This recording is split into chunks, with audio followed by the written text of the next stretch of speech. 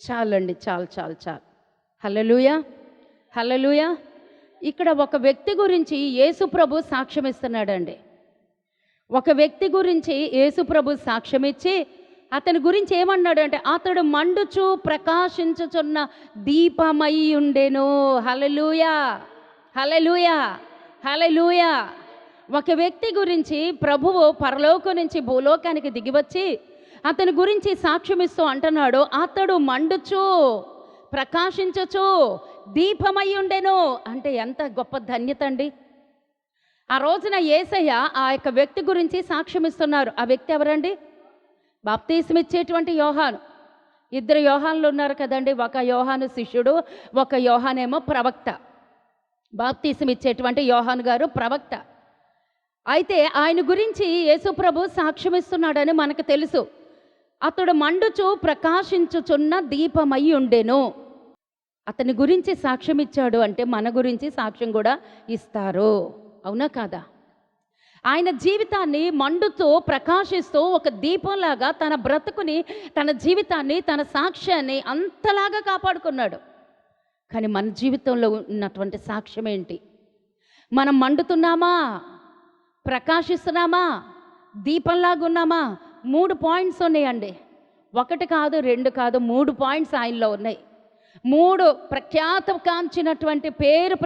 గాంచినటువంటి సాక్ష్యము కలిగి ఉన్నాడు. 3 రకాల గుర్తింపులు. మరి మనలో ఎన్ని గుర్తింపులు ఉన్నాయి? ఆయన మొదటి ఏంటంటే మండుతున్నాడు. మనం మండుతున్నామా? మనలో దేవుని కొరకు మంట ఉందా? ఆ రగిలింపు, ఆ పౌరుషము, ఆ రోషము, దేవుడి కొరకు ఆశ, అవి ఆరిపోతున్నాయా? మండుతున్నామా?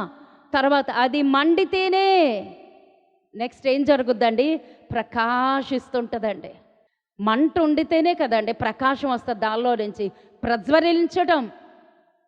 మండుతో ప్రకాశిస్తూ అతను దీపముగా ఉన్నాడు. దీపము అంటే దేనికి సాదృశ్యమో తెలుసా అండి? ఆ దీపం దగ్గరికి ఏమొస్తాయండి? వస్తాయి. ఆకర్షించబడటం దీపం. అనేక మందికి వెలుగుగా ఉండటం, అనేక మందికి ఆశీర్వాదకరంగా ఉండటం, అనేక మందికి దీవెనకరంగా ఉండటం, అనేక మందికి మార్గము చూపించేటువంటి వ్యక్తిగా ఉండటం. ఆ రకంగా మీరు ఉండాలి అని దేవుడు సాక్ష్యం ఇస్తున్నాడు. మరి మనం ఎంతవరకు ఉన్నామో అది మన ఆత్మీయ జీవితం దేవుడికే ఎరుక. హల్లెలూయా. ఆ యోహాను గారి గురించి అయితే దేవుడు సాక్ష్యం ఇస్తున్నాడు. అతను ఎన్ని సంవత్సరాలు సేవ చేశాడండి? అతని జీవితాన్ని ఈ రోజున మనం జ్ఞాపకం చేసుకుందాం. అంత గొప్ప సాక్ష్యము అతను పొందుకున్నాడు అంటే అసలు అతను పుట్టక, అతని జీవితం, అతని ప్రత్యక్షత, అతని ప్రత్యేకత, అతని ప్రతిష్టత ఏదో ఉందండి అతనిలో మర్మం. అతను ఎందుకు మండగలిగాడో, ఎందుకు ప్రకాశించగలిగాడో, ఎందుకు దీపంగా ఉన్నాడో, ఏం చేస్తే ప్రకాశించగలిగాడో, ఎలా ఉంటే మండగలిగాడో, ఎలా ఉంటే దీపముగా తన బ్రతుకుని, తన సాక్ష్యాన్ని కాపాడుకున్నాడో ఈరోజు మనం ఏం చేయాలి? ఈరోజు నాకు తెలిసి మనం మండుతున్నామో, లేకపోతే ప్రకాశిస్తున్నామో, దీపంగా ఉన్నామో, ఆ దీపంలో ఆరిపోయిందో, ఆ దీపం ఒత్తిపోయిందో, నూనె పోయిందో, ఏమైపోయిందో మనకే తెలుసండి. హల్లెలూయా. మరి మనలో ఇక్కడ ఉన్నటువంటి వారిలో ఎంతమంది రోజుకి 3 గంటలు ప్రార్థిస్తున్నారు? దశమ భాగం. మన దశమ భాగాలు కూడా వేయం. దశమ భాగం వేస్తే దశమ సమయం తెలుస్తుంది. దశాంశం గురించి కనీస సమయం అన్న ఇవ్వాలి కదా. దశమ భాగం సమయం అన్న ఇవ్వాలి కదా. డబ్బులు ఎలాగో ఇవ్వం, డబ్బులు మనకు కావాలి, సమయం కూడా మనకే కావాలి. అంటే డబ్బులు మనకే కావాలి, సమయము మనకే కావాలి, ఆరోగ్యము మనకే కావాలి, మన బలము మనకే కావాలి, మన ఆయుష్ మనకే కావాలి. ఇంక నువ్వేంటి దేవుడికి ఇచ్చేది? మరి నీ సాక్ష్యం ఎక్కడ? నువ్వెక్కడ మండుతున్నావు? ఎక్కడ ప్రకాశిస్తున్నావు? ఎలా మన జీవితాన్ని కాపాడుకోవాలి? ఈరోజు క్షుణ్ణంగా లోపలికి వెళ్ళిపోదామండి. హల్లెలూయా, హల్లెలూయా. ఆయన ఏం చేస్తే మండగలిగాడు? ఆయన జీవితం ఎలా ఉంది? మన జీవితం ఎలా ఉంది? ఈ రోజున పోల్చుకుందాం. బాప్తీసం ఇచ్చేటువంటి యోహాను గారిని దేవుడు మన ముందు పెట్టాడు. బాప్తీసం ఇచ్చేటువంటి యోహాను గారిని దేవుడు మన ముందు పెట్టి నువ్వు ఎలా ఉన్నావో నువ్వు చెక్ చేసుకో. అంతే వాక్యం అండి. ఆయన ఏం చేశాడో మనం ఏం చేస్తున్నామో అది చూద్దాం. లోకాసు వార్త నేను చదివేస్తాను గబగబా. లోకాసు వార్త 1వ అధ్యాయము, లోకాసు వార్త 1వ అధ్యాయం 14వ వచనం. అతడు ప్రభు దృష్టికి గొప్పవాడై ద్రాక్షారసమైననో మద్యమైననో తాగక తన తల్లి గర్భమున పుట్టినదిలో మొదలుకొని పరిశుద్ధాత్మతో నిండుకొనిన వాడై ఇశ్రాయేలీలలో అనేకులను అండర్లైన్ ఇశ్రాయేలీలలో అనేకులను ప్రభువైన వారి దేవుని వైపునకు త్రిప్పును మరియు అతడు తండ్రుల హృదయములను పిల్లల తట్టుకును అవిధేయులను నీతిమంతుల జ్ఞానమును అనుసరించుటకును త్రిప్పి అండర్లైన్ ప్రభువు కొరకు ఆయత్తపడిన ప్రజలను సిద్ధపరచుటకై అండర్లైన్ ఏలియా యొక్క ఆత్మయు శక్తియు గలవాడై ఆయనకు ముందుగా వెళ్ళుచు అండర్లైన్ గనుక నీకు సంతోషమును మహా ఆనందమును కలుగును అతడు పుట్టినందున అనేకులు సంతోషింతురనెను. గట్టిగా చప్పట్ల కొట్టి దేవుని నామాన్ని మహిమపరచుదాం. హల్లెలూయా. ఈరోజు వాక్యమంతా మనకేనండి. ఈరోజు వాక్యము ద్వారా దేవుడు మనతో మాట్లాడడానికి, హెచ్చరించడానికి, బుద్ధి చెప్పడానికి, గద్దించడానికి, మన జీవితాన్ని సరిచేయడానికి, మన సాక్ష్యాన్ని కాపాడుకో.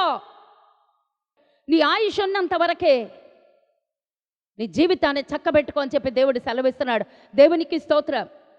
అతని గురించి గనక చూస్తే జకరియా గారు ఎవరు చెప్పాలి నాకు. జకరియా గారు ఎవరు? మీరు ఉండండి అమ్మ, మీకు వాక్యం తెలుసు. అమ్మ దేవుడిని దీవించిన చెప్పాలి. ఇంకెవరు? జకరియా గారు ఎవరు? జకరియా గారు ఎవరంటే ప్రవక్త అంటారు రోజు వాక్యం చదివి. జకరియా యాజకుడు. జకరియా గారు యాజకుడు, లేవీయుడు, దేవుని కొరకు ప్రతిష్ఠితుడు. అతి పరిశుద్ధ స్థలములోనికి వెళ్ళి దేవుని సన్నిధిలో దేవుని దగ్గర యాజకత్వం చేసేటువంటి యాజకుడు. అటువంటి యాజకుడితో దేవుడు అంటున్నాడు, జకరియా నీ భయపడకము, నీ ప్రార్థన వినబడింది. హల్లెలూయా. ఎప్పుడమ్మా వినబడింది? ఎప్పుడు వినబడింది? 90 సంవత్సరాలు కాదమ్మా, 100 సంవత్సరాలు కాదు. అక్కడ అబ్రహాము దగ్గర. హల్లెలూయా. ఏం పర్లేదు, దేవునికి స్తోత్రం. ఎప్పుడో తెలుసండి, బహువృద్ధులైనప్పుడు. పైనుంది కదా 6వ వచనంలో, వీరిద్దరూ ప్రభువు యొక్క సకలమైన ఆజ్ఞల చొప్పునను న్యాయ విధుల చొప్పునను నిరపరాధులుగా నడుచుకొనుచు దేవుని దృష్టికి నీతిమంతులై ఉండిరి. ఎలిజబెత్ గొట్రాలైనందున వారికి పిల్లలు లేకపోయిరి. మరియు వారిద్దరు బహుకాలము గడిచిన వృద్ధులైరి. అండర్లైన్. బహుకాలము గడిచిన వృద్ధులైరి. వృద్ధాప్యం అయిపోయిందండి. తన జీవితం అయిపోయింది. ఈ రోజున మనం అనుకున్నాం, నా జీవితం అయిపోయింది, నా జీవితం నాశనం అయిపోయింది, నా బలం అయిపోయింది, నా శక్తి అయిపోయింది, నా ఆశలన్నీ కోల్పోయింది, నా డబ్బు అయిపోయింది, నా ఇక శ్రమ అయిపోయింది, ఇక నా వల్ల కాదు, నా ముందు ఇంకేమీ లేదు, శూన్యమే, నా ముందు ఉన్నది శూన్యమే. ఆ శూన్యములోనికి దేవుడు రావటానికి ఇష్టపడుతున్నాడు. ఆ శూన్యములో నుంచి సృష్టి జరిగించటానికి దేవుడు ఇష్టపడుతున్నాడు. బహువృద్ధులైరి. ఆ వృద్ధాప్యములో అంటే ఆయన ముసలివాడు అయిపోయాడు. ఆ సమయంలో గాబ్రియేలు దేవదూతను పంపించి దేవుడిచ్చిన వర్తమానం ఏంటో తెలుసా అండి? జకరియా భయపడకము, నీ ప్రార్థన వినబడింది. ఏం ప్రార్థన వినబడింది? అర్థం కావట్లేదు ఆయనకి. ఆయన ఏం ప్రార్థన చేశాడో కూడా మర్చిపోయాడండి. గాబ్రియేలు దేవదూత వచ్చి హఠాత్తుగా మాట్లాడాం, కానీ మరి భయం రాదా? ఎందుకనంటే దేవుడు మాట్లాడడం మానేశాడు. చాలా వర్తమానం నాకు గుర్తుకొచ్చేస్తుంది ఒకదాని వెనకాల ఒకటి. దేవుడు మాట్లాడడం మానేశాడు కొన్ని సంవత్సరాల నుంచి. ఎన్ని సంవత్సరాల నుంచి? ఎవరికన్నా గుర్తుందా? ఎన్ని సంవత్సరాల నుంచి దేవుడు ఇశ్రాయేలుతో మాట్లాడడం మానేశాడంటే మలాకి గ్రంథం నుంచి మత్తయి సువార్త వరకు నిశ్శబ్ద కాలం, సైలెంట్ పీరియడ్. మాట్లాడడం మానేశాడు 400 సంవత్సరాలు. మలాకి గ్రంథము నుంచి ఈ యొక్క మత్తయి సువార్తలో గాబ్రియేలు దేవదూత వచ్చింది, జకరియా గారితో మాట్లాడడం ప్రారంభించింది. అంటే 400 సంవత్సరాల నుంచి నిశ్శబ్ద కాలము. ఆ కాలంలో ఈ యొక్క అరబ్బులు, ముస్లింలు ఎందరో రాజులు వచ్చి రాజ్యం ఏలుబడి చేస్తున్నారండి. దేవుని బిడ్డలు లేరు అక్కడ. దేవుని మాటలకి చెవులొగ్గేవారు లేరు, దేవుని మాటలు వినేవాళ్ళు లేరు. దేవుడికి ఇష్టమైనటువంటి రాజు కానీ రాజ్య పరిపాలన కానీ ఏదీ లేదు. అందుకే దేవుడు మాట్లాడడం మానేశాడు. 400 సంవత్సరాల తర్వాత వాళ్ళ మూలుగులు ఆలకించి దేవుడు ఒక ప్రవక్తని లేపుతున్నాడు అండి. ఆ ప్రవక్త ఎవరు అంటే బాప్తీసం ఇచ్చేటువంటి యోహాను గారు. వారి తండ్రి ఎవరు అంటే జకరియా గారు. ఈ జకరియా ముసలితనముల యాజకత్వం చేస్తున్నాడు. అంటే వయసులో ఉన్నప్పుడు యాజకత్వం చేశాడా లేదా? చేశాడు. వయసులో ఉన్నప్పుడు కూడా ఆ యొక్క తన బలమంతుడితో, తన శక్తివంతుడితో ఆయన ఆరాధిస్తున్నాడు. ఆ ప్రతిష్ఠిత స్థలములోనికి వెళ్ళి, ఆ యొక్క అతి పరిశుద్ధ స్థలములోనికి వెళ్ళి యాజకత్వం చేస్తున్నాడు. అంటే ఆయనకి సమస్య ఉందా లేదా? ఆయనకి శోధనలు ఉన్నాయా లేదా? ఆయనకు వేదన ఉందా లేదా? ఆయనకి నిందలు ఉన్నాయా లేదా? ఆయనకి ఆ యొక్క జీవితంలో పోరాటాలు ఉన్నాయా? ఉన్నాయి. ఎందుకులే? ఉన్నాయి. ఎందుకంటే పాషగారికే పిల్లలు లేరు, ఇక నాకు ఇప్పుడు గొడ్రాలు ఎదురొస్తే ఏం చేస్తావు? చాపమ్మా పక్కకి వెళ్ళిపోతాం. అది మా అమ్మ చెప్తుంది, గొడ్రాలు ఎదురొస్తే పక్కకి వెళ్ళిపోతాం మనం, అవునా కాదా? మరి ఎలిజబెత్ అమ్మని ఎంతమంది అన్నారు? ఎలిజబెత్ అమ్మని పాస్టమ్మ గారిని ఎంతమంది అవమానించుంటారు? ఇక పాస్టర్ గారిని ఎంతమంది నిందించుంటారు? ఎన్ని నిందలు, ఎన్ని అవమానాలు, ఎన్ని శోధలు, ఎంత ప్రార్థనలు, ఎన్ని కన్నీరు. ఆ అతి పరిశుద్ధంలోనికి వెళ్ళి ధూపం వేసేటప్పుడు ఎన్నిసార్లు ఏడ్చాడో. ఆ ఏడుపు దేవుడు వినలేదనుకున్న వింటున్నాడు దేవుడు. ఆ కన్నీరు చూస్తున్నాడు. అందుకే దేవుడు అన్నాడు, జకర్యా నీ ప్రార్థన వినబడింది. జకర్యా నీ ప్రార్థన వినబడింది. ఎప్పుడు వినబడిందంటే అతను యవ్వన కాలంలో చేసినటువంటి ప్రార్థనకి అతను వృద్ధాప్యంలో దేవుడు జవాబిచ్చాడండి. అతను యవ్వన కాలం నుంచి ప్రారంభించినటువంటి ఆ ప్రార్థనకి దేవుడు వృద్ధాప్యంలో సమాధానం ఇచ్చాడు. కారణం ఏంటో తెలుసండి, ఆయన సమయం కొరకు కనిపెడుతున్నాడు. ఆయన రావటానికి ఆయన ప్రతి దానికి సమయం ఉంటుంది. ఆ సమయం కొరకు కనిపెడుతున్నాడు. ఏ సమయంలో ఏది ఇవ్వాలో దేవుడికి తెలుసు. కానీ మనమే ఓర్చుకోలేం, మనమే నిరీక్షించలేము. ఆయన నిరీక్షణ కూడా కోల్పోయాడు, అందుకే భయపడ్డాడండి. ఒకేసారి దేవదూత ఒకేసారి ఉన్న పొంగటన ప్రత్యక్షమైనప్పుడు భయపడ్డాడు, అవిశ్వాసిగా అయిపోయాడు. తన నోరు పడిపోయింది. ఎందుకంటే ఆ నమ్మలేదు, చెప్పిన మాటలు నమ్మలేదు. అవంతా వేరే చాప్టర్ తెరవ చూద్దాం. ఆ యొక్క జకర్యా గారిని దర్శించి అంటున్నాడు, జకర్యా ఎలిజబెత్ బిడ్డని కంటది జకర్యా. ఆయన నమ్మలేకపోతున్నాడు, ఇది ఎలా సాధ్యం? ఎందుకంటే నేను ముసలోడిని అయిపోయాను, నా భార్య నేను సుఖపెట్టలేను, ఇప్పుడు నాకు బిడ్డలా? ఇప్పుడు ఎలిజబెత్ అమ్మకి ఆ స్త్రీ ధర్మం ఆగిపోయింది, ఇప్పుడు ఆమెకి బిడ్డలా? నాకు మరలా తిరిగి బలమా? నాకు మరలా సంతోషమా? నాకు అన్నీ కోల్పోయానే, నా ఆశలన్నీ కోల్పోయినాయి, నా బలమంతా కోల్పోయి, నా జీవితం కోల్పోయి, నా జీవితం ఒక ఎడారిగా అయిపోయి, ఇటువంటి నాకు మరలా సంతోషమా? అన్ని అనుమానాలతో మనం కూడా ఉంటామండి. దేవుడు ఏదైనా సెలవిస్తే ఇది నిజమా? ఏదో వాక్యం చెప్పాలి కాబట్టి చెప్పేస్తున్నారు, ఏదో అంతేగాని లోపలికి తీసుకోవట్లేదు. ఆ రోజు జకర్యా గారితో మాట అంటున్నాడు, ఇది ఇంకా లోపలికి వెళ్తే క్రిస్మస్ వర్తమానం వచ్చేస్తుంది, దాన్ని కొద్దిసేపు పక్కన పెట్టేద్దామండి. అతనితో అంటున్నాడు, జకర్యా భయపడుకోము, నీ ప్రార్థన వినబడి నీ భార్య ఎలిజబెత్ నీకు కుమారుని కనును. అతనికి పేరు కూడా డిక్లేర్ అయిపోయింది, పరలోకములో స్థిరపరచబడిపోయిందండి పేరు. అతనికి యోహాను అనే పేరు పెట్టుదవు. అతడు ప్రభువు దృష్టికి గొప్పవాడై ద్రాక్షారసమైనను మద్యమైనను తాగక తన తల్లి గర్భమున పుట్టినది మొదలుకొని పరిశుద్ధాత్మతో నిండుకొనిన వాడై ఇశ్రాయేలీలో అనేకులను అనేకులను అండర్లైన్ ప్రభువైన వారి దేవుని వైపునకు త్రిప్పును అండర్లైన్ పెట్టి తీరాల్సిందే ఈరోజు. మరియు అతడు తండ్రుల హృదయమున పిల్లలను తట్టుకును అవిధేయులైన నీతిమంతుల జ్ఞానమును అనుసరించుటకు త్రిప్పి అండర్లైన్ ప్రభువు కొరకు ఆయత్తపడిన ప్రజలను సిద్ధపరచుటకై అండర్లైన్. ఏలియా యొక్క ఆత్మయు శక్తియు గలవాడై ఆయనకు ముందుగా వెళ్ళును అండర్లైన్. గనుక నీకు సంతోషమును మహా ఆనందమును, అతడు పుట్టినందున అనేకులు సంతోషించి. ఎన్ని అండర్లైన్స్ వచ్చినాయి ఈరోజు. నా పాయింట్స్ అన్ని దేవుడు మనతో ఎత్తిపెట్టి మాట్లాడడానికి దేవుడు ఇష్టపడుతున్నాడు. ఆ చివరి మాట చూసినట్లయితే, అతడు పుట్టినందున అనేకులు సంతోషింతురు. హల్లెలూయా. అనేకులు సంతోషింతురు అనేను. నీకు ఆనందమును మహానందమును. ఏంటండి? ఆనందం మాత్రమే కాదు, నీకు సంతోషమును మహానందమును. ఆ బిడ్డ పుట్టినందుకంట సంతోషము ఆనందం అంట. అంతేకాదు, నీతో మాత్రమే కాదు, ఆ బిడ్డ పుట్టినందుకు అనేకులు సంతోషిస్తారు. ఈ రోజున మనల్ని బట్టి ఎంతమంది సంతోషిస్తున్నారు చెప్పండి, నాకు ఆన్సర్ కావాలి. ఈ రోజున మనల్ని బట్టి ఎంతమంది సంతోషిస్తున్నారు? అందరూ మనల్ని తిడుతున్నారు. నీ మొహం నాకు చూడడం ఇష్టం లేదంటారు, నువ్వు నాకు ఇష్టం లేదంటారు, నీతో నేను పడలేను అంటారు. ఎస్, నేనే చెప్తాను, అవునా కాదా? అందరూ అలాగే. మనం పుట్టినందుకు ఎవరు సంతోషించట్లేదు అంటే మన జీవితం ఏదో తేడా కొడుతుందండి. మన జీవితంలో ఎక్కడో ఏదో తేడా కొడుతుంది. ఈరోజు వాక్యం లోపలికి వెళ్ళిపోవాలండి. మరి ఆయన గురించి దేవుడు ఇస్తున్న సాక్ష్యము, అతను పుట్టినందుకు తండ్రి సంతోషిస్తాడంట, మహా ఆనందం కలుగుద్దంట. అంత మాత్రమే కాదు, అక్కడ ఉన్న వాళ్ళు అనేకులు సంతోషిస్తారు. మరి మనల్ని బట్టి అనేక మంది ఎందుకు సంతోషించట్లేదు అంటే మనలో ఏవో మైనస్లు ఉన్నాయి, మనలో ఏదో దేవుడికి వ్యతిరేకమైనటువంటి జీవితం ఉంది. మీకు విషయం తెలుసా అండి? టైం అయిపోతుంది కానీ చిన్న సాక్ష్యం చెప్తాను. నేను పుట్టినప్పుడు అండి మా నాన్న నన్ను 3 రోజులు మొహం చూడలేదండి. నేను పుట్టినప్పుడు 3 రోజులు మా నాన్న నా మొహం చూడలేదండి. కారణం ఏంటో తెలుసండి?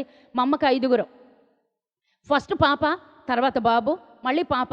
తర్వాత ఎవరు పుట్టాలండి? మా అమ్మ లెక్క ప్రకారం, మా నాన్న లెక్క ప్రకారం, మా బంధువుల లెక్క ప్రకారం ఎవరు పుట్టాలి? బాబు పుట్టాలి. కానీ ఎవరు పుట్టారండి? పాప. నేనే పుట్టాను. తర్వాత బాబు పుట్టాడు. ఈ యొక్క 4వది బాబు అయిపోతాడేమో. ఎందుకంటే మా నాయనమ్మ అందంట, నాకు ఒకే ఒక కొడుకు, నీకు కూడా ఒక కొడుకు అయితే ఎలాగా, నీకు 2 కొడుకులు కావాలి. మా నాయనమ్మ మా తాతయ్య ఒప్పుకోలేదు. ఆ నాట్లో వాళ్ళే కదా ఇష్టాలు. మా అమ్మమ్మ ఒప్పుకోలేదు, మా తాతయ్య ఒప్పుకోలేదంట. ఒక కొడుకుతో ఎలా ఆపరేషన్ చేయించుకుంటా, ఇంకో కొడుకు పుడతాడు. వాళ్ళకి తెలుసండి ఇంకో కొడుకు పుడతాడని? తెలీదు. వాళ్ళ ఇష్టమా? 4వ వాడు కూడా కొడుకే పుడతాడు, కొడుకే ఉంచుకో అన్నారంట. పాపం మా అమ్మ కూడా మరి చిన్నప్పుడు పెళ్ళిళ్ళు చేస్తారు, తెలీదు, ఉంచుకుంది. తీరా ఎవరు పుట్టారండి? ఈ అవతారం బయటకు వచ్చింది. ఎలా ఉంటుందండి? మా ఇంట్లో ఎలాంటి వాతావరణం ఉందో నేను ఇప్పుడు ఊహించుకోగలనండి. ఒక్కళ్ళు కూడా నన్ను ఎత్తుకోవడానికి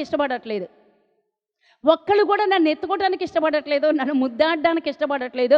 మా నాన్న అప్పటి వరకు మా ఇంట్లోనే, అమ్మమ్మ నర్స్ కదా, ఆమె డెలివరీ, ఆ వరండాలో స్పీడ్గా తిరిగేస్తున్నారంటండి. అంటే డెలివరీ అవుతుంది, ఎవరు పుడతారో అందరికీ టెన్షన్. తీరా పుట్టాను ఆడపిల్ల అని చెప్పిందంటాడు మా అమ్మమ్మ. అంతే. అప్పుడు దాకా తిరిగి ఉన్న వ్యక్తి వెళ్ళిపోయి దుప్పట ముసుకేసిన ఆ దుప్పట 3 రోజులు లెగలేదంటాడు. 3 రోజులు లెగలేదు. 3 రోజులు బాబు అమ్మాయి పుట్టి చూద్దావరా నేను ఇంకా మాట్లాడు. మా నాన్న కోపం వస్తే మాట్లాడు. కూడా చూడలేదంటాడు. 3 రోజులు చూడలేదు. ఇంట్లో ఎలా ఉంటుంది వాతావరణం? మా అమ్మకి బాధ, ఇది ఎందుకు పుట్టింది నా ప్రాణానికి? ఇదే కనుక మగపిల్లోడైతే నాకు ఇంకో కాన్పు ఉండకపోను కదా, భరించలేం కదండి. మరి 4 పిల్లలు, చిన్న జీతము అని మా అమ్మ దిగులు, మా నాన్న దిగులు, మా పిన్ని వాళ్ళు 2 పెళ్ళిళ్ళు అవ్వలేదు. వాళ్ళేమో ఇదెందుకు పుట్టింది, మగపిల్లోడు పుట్టి ఉంటే మా అక్కకి ఇన్ని శ్రమలు ఉండే కాదు, మా మాయ అలిగేవాడు కాదు. వాళ్ళేడుపు, వీళ్ళేడుపు, అందరూ ఏడుపే. నేను పుట్టినప్పుడు ఎవరికీ సంతోషం లేదు. నేను పుట్టినప్పుడు అందరూ విచారమే. అప్పుడు అక్కడ ఆ పరిస్థితి ఎలా ఉంటుందండి? విచారంతో ఉందండి నేను పుట్టినప్పుడు. సైలెంట్ పీరియడ్ లాగా మలాకి నుంచి మత్తయ్య వరకు ఎలా ఉందో అలా ఉందండి నా పరిస్థితి ఆ రోజున పుట్టినప్పుడు. ఒకానొక రోజునండి నేను రక్షణ పొందిన తర్వాత స్పీడ్గా పెరిగానండి. నిజంగా నా దేవుడికి నేను బతికినంత వరకు నేను కృతజ్ఞత చెల్లిస్తా. బ్రేకులు లేవండి నా ఆత్మీయ జీవితంలో. బ్రేకులు లేవు, ఆగడం లేదు, ఆరిపోవటం లేదు, ఎవరో బెదిరించారని ఆగడం లేదు. ఉంటే పోతేవో నాకు అనవసరం, నా దేవుడు కావాలి అంతే. నా జీవితం అంతేనండి. ఈ రోజుకి అదే నా జీవితం. ఎవడో నన్ను ఆపలేకపోతున్నాడు. అందుకే ఇంత గడ్డు సమస్యలు నాకు వస్తున్నాయి. నేను ఆగనండి, చచ్చిపోయేదాకా నేను ఆగనండి. నేను ఇలా వెళ్ళిపోతూనే ఉండేదాన్ని. అంత స్పీడ్గా ఎదిగిపోయానండి. అంత లోతుగా వెళ్ళిపోయి మాట్లాడుతూ ఉండేవాడిని దేవునితో. ఒకానొక రోజు నా పుట్టినరోజు అండి. నాకు అస్సలు ఇష్టం లేదు నా పుట్టినరోజు. ఈ రోజుకి నేను చెయ్యనండి పుట్టినరోజు. ఆ రోజు నా పుట్టినరోజు ఎవరెవరో మరి ఫోన్ చేసి విషెస్ చెప్తున్నప్పుడు నాకు ఇష్టం లేదు. ఆ సింక్ దగ్గర నించుని గిన్నెలు తోముకుంటూ ఏడుస్తున్నాం, ప్రవ్వా నేను ఎందుకు పుట్టానో. ఆ బావిలో ఒకప్పుడు బావిలో పడిపోయినాను చిన్నప్పుడే. నీళ్ళు తోడుతూ పడిపోయాను. ఆ బావిలో పడిపోయినప్పుడే నేను చచ్చిపోయినా బాగుండేది కదా ప్రవ్వా, నన్ను ఎందుకు బ్రతికించావు? నేను దేనికి ఉపయోగపడి, నాకు చదువా, ఉద్యోగమా, ఆదాయమా ఏమీ లేదు, నన్ను ఎందుకు బతికించావు ప్రవ్వా? నేను పుట్టినప్పుడు నన్ను మా నాన్న చూడలేదు, మా అమ్మ చూడలేదు, పిన్నోళ్ళు చూడలేదు, అందరూ ఏడ్చారంట నేను పుట్టినప్పుడు. నన్ను ఎందుకు పుట్టించావు ప్రవ్వా అని గిన్నెలు తోముకుంటూ కళ్ళు మూసుకుని అలా ఏడుస్తున్నానండి. దారులుగా కారిపోతున్నాయి కళ్ళమ్మ నీళ్ళు. మంచి స్వరం విన్నాను. అమ్మా, నువ్వు పుట్టినప్పుడు నీ వాళ్ళు నిన్ను చూసి సంతోషించలేదేమో, కానీ నిన్ను చూసి నేను సంతోషిస్తున్నాను. నువ్వు నన్ను స్తుతిస్తున్నప్పుడు నేను సంతోషిస్తున్నాను. నువ్వు నన్ను ఆరాధిస్తున్నప్పుడు నిన్ను చూసి నేను సంతోషిస్తున్నానమ్మా. నువ్వు నన్ను గురించి ప్రకటిస్తున్నావు కదా, నువ్వు నన్ను గురించి ప్రకటిస్తున్నప్పుడు నేను సంతోషిస్తున్నానమ్మా. వీళ్ళెవ్వరూ సంతోషించకపోయినా నువ్వు భూమి మీదకి వచ్చినప్పుడు నేను సంతోషిస్తున్నానమ్మా అని ఆ మాట ఎప్పుడైతే కళ్ళు మూసుకునే ఉన్నానండి, ఆ స్వరం విన్నానో ఎక్కడెక్కడ వదిలేసి నేల మీద పడిపోయి ఏడుస్తున్నానండి. ప్రవ్వా, ఈరోజు నా పుట్టినరోజు అంట, ఎంతోమంది నన్ను విష్ చేస్తున్నారు, కానీ వాళ్ళు కాదు, ఈరోజు నన్ను విష్ చేయటానికి నువ్వు వచ్చావు ప్రవ్వా, నా గురించి చెప్పడానికి వచ్చావా అని చెప్పి అలా కూర్చుండిపోయి ఏడ్చుకుంటూ ఉండిపోయానండి. దేవునికి స్తోత్రం కలుగునుగాక. ఎందుకని అంటే ఒక్కొక్కళ్ళ పట్ల ప్రణాళిక ఉంటుందండి. ఈ రోజున ఈ వాక్యం మీ హృదయాల్లో నాటబడితే ఫలిస్తావు, లేకపోతే నరకబడతావు. ఈ రోజున ఈ వాక్యం కనుక నీలోనికి వెళితే ఫలిస్తావు, లేదా గొడ్డలి చెట్ల వేరున నాటబడినట్లుగా ఆ చెట్టు నరకబడినట్లుగా నరకబడతావు. ఇక ఫలింపు అనేది ఉండదు. సమయం అయిపోతుంది. ఎంతకాలము దేవుడు చూస్తా కూర్చుంటాడు, ఎంతకాలము వార్చుకుంటాడో, ఎంతకాలము సహిస్తాడు మన అవిధేయతల్ని. అందుకే 3వ అధ్యాయంలో, మత్తయి సువార్త 3వ అధ్యాయంలో అన్నాడు, యోహాను, ఈ యోహానే, ఈ పుట్టినోడే పెద్దవాడైనాక అన్నాడు, ఇదిగో గొడ్డలి చెట్లు వేరున నాటబడి ఉన్నది. నువ్వు గనక ఫలించకపోతే అది నరికి అగ్నిలో వేయబడటానికి సిద్ధంగా ఉన్నది. తీర్పు సిద్ధంగా ఉన్నది, రాకడ సిద్ధంగా ఉన్నది. ఇంకా నేను మారుతా, ఇంకా నా సమయం కావాలి, ఇంకా నా వయసు నేను వాడుకోవాలి, నా బలం నేను వాడుకోవాలి, నా అందం నేను వాడుకోవాలంటే ఒక రోజు నాదే పాతి పెట్టబడి కుళ్ళిపోవటానికి తప్ప ఇంక దేనికి పనికిరాదా శరీరం. ఈరోజే కనుక దేవుడి చేతులకు మన జీవితాన్ని అప్పగించినట్లయితే నిత్యత్వంలోనికి పురుగు పట్టదు, అగ్ని ఆరదు, పురుగు చావదు. ఆ నరకంలోనికి వెళ్లకుండా నిత్యత్వంలోనికి మనం వెళ్ళిపోతాం. ఏది కావాలో ఈరోజు తీర్మానం తీసుకో. ఈరోజు మనం అండర్లైన్ చేసినటువంటి 4-5 పాయింట్స్ ఉన్నాయండి. అనేక మంది సంతోషిస్తున్నారంట యోహాను గారు పుట్టినందుకు. మరి మనం పుట్టినందుకు, మనం పెరుగుతున్నందుకు, మనం భూమికి ఎలా ఉంటున్నాం? భూమికి భారంగా ఉన్నామా, లేదా సంతోషంగా మన బిడ్డలకి, మన కుటుంబానికి సంతోషకరంగా ఉంటున్నామా? అనేక మంది సంతోషించెను అని చెప్పి దేవుడి వాక్యం సెలవిస్తాను. దేవునికి స్తోత్రం. ఒక్కొక్కసారి నేను చెప్పేస్తున్నానండి, ఒక్కొక్కసారి మనం నీతిగా ఉన్నా, యథార్థతగా ఉన్నా, మనం భక్తిగా ఉన్నా, మన భక్తి కొంతమందికి నచ్చదు, మన యథార్థత కొంతమందికి నచ్చదు, మన భక్తి అనేక మందికి పిచ్చితనంగా కనిపిస్తుంది. అందుకే యేసు ప్రభుని తన సొంత అన్నయ్యలు ఏమన్నారు తెలుసా? నీకు వెర్రి పట్టింది. వెర్రి అంటే తెలుసా? నీకు పిచ్చి పట్టింది. నువ్వేదైనా కార్యాలు చెయ్యాలని కూడా బయటికి వెళ్ళి చెయ్యన్నాడండి. అలాంటి వారు కూడా మన కుటుంబాల్లో ఉండకపోరు. ఈ రోజున నిన్ను అర్థం చేసుకునే వాళ్ళు ఉన్నా లేకపోయినా నీ భక్తి, నీ విశ్వాసం, నీ నీతి, నీ యథార్థత వదలకుండా ఉంటే దేవుడు నిన్ను దర్శిస్తాడు. నిన్ను చూసి దేవుడైనా సంతోషిస్తున్నాడా లేదా? కుటుంబం సంతోషిస్తుందా లేదా? బిడ్డలు సంతోషిస్తున్నారు లేదా? మీ ఆయన నిన్ను పొగుడుతున్నాడా లేదా? తీసి పక్కన పెట్టే. వాళ్ళు పొగిడినా పొగడపోయినా పట్టించుకోవద్దు, వాళ్ళు గుర్తించకపోయినా పట్టించుకోవద్దు. దేవుణ్ణి సంతోషపెడుతున్నావా? కనీసం దేవుడు నిన్ను చూసి దుఃఖపడుతున్నాడా? దేవుడిని సంతోషపెట్టేలాగా ఉందా మన ఆత్మీయ జీవితం? రగులుతుందా, మండుతుందా, ప్రకాశిస్తుందా? ఎలా ఉంటున్నా మన ఆత్మీయ జీవితం? ఈ రోజున కొన్ని వాక్యాలు నేర్చుకోవాలండి, టైం అయిపోతుంది. అయితే ఇక్కడ చూడండి, మరియు అతడు తండ్రుల హృదయ పైనుంచి చూసినట్లయితే ఇశ్రాయేలీలో అనేకులైన ప్రభువైన వారి వైపు, ఇది ఆయన సాక్ష్యం అండి. ఒక ప్రణాళిక, ఆయన గురించి ఒక గొప్ప ప్రణాళిక కలిగి ఉన్నాడు. ఎవరి గురించి? బాప్తిసం ఇచ్చేటువంటి యోహాను గారు పుట్టడానికి ఒక ప్రణాళిక ఉంది. అంటే నువ్వు పుట్టడానికి కూడా ఒక ప్రణాళిక ఖచ్చితంగా ఉంది. అందుకే నీకు రక్షణ ఇచ్చాడు, అందుకే దేవుడు దర్శించాడు. నిన్ను దాటిపోలేదు. నీకు రక్షణ వచ్చింది అంటే, దేవుడు నీ దగ్గర దాకా వచ్చాడు అంటే, నీకు వెలుగు వచ్చింది అంటే, నువ్వు దేవుడు నమ్ముకున్నావంటే అది నీ అంతట నీ వచ్చింది కాదు, నిన్ను దాటిపోలేదు దేవుడు. అది జ్ఞాపకం చేసుకో. ఆ రోజున బాప్తిసం ఇచ్చేటువంటి యోహాను గారి పట్ల గొప్ప ప్రణాళిక ఉంది. ఏం ప్రణాళిక? అనేక మందిని రక్షించాలన్నటువంటి ప్రణాళిక. దేవుని కొరకు మార్గం తెరవటానికి, దేవునికి ముందుగా నడుచుచు అనేక మందిని దేవుని వైపు తిప్పుతూ అనేక మందిని దేవుని మార్గంలోనికి నడిపించటానికి ఆయనకు ముందుగా వెళ్ళిన గనుక యేసయ్య రాబోతున్నాడో ఆయనకి మార్గము సరళము చేయటానికి. అర్థమవుతుందా? ఆయనకి మార్గము రాబోచున్నటువంటి యేసు ప్రభువుకి బాప్తిసం ఇచ్చేటువంటి యోహాను గారు మార్గముగా సరళము చేస్తున్నాడు. ఆ తొప్పలు, అది ముళ్ళ కంచెలు నరుకుతున్నాడు, మార్గము సరళము చేస్తున్నాడు. అదే ఆయన పట్ల ఉన్నటువంటి ప్రణాళిక.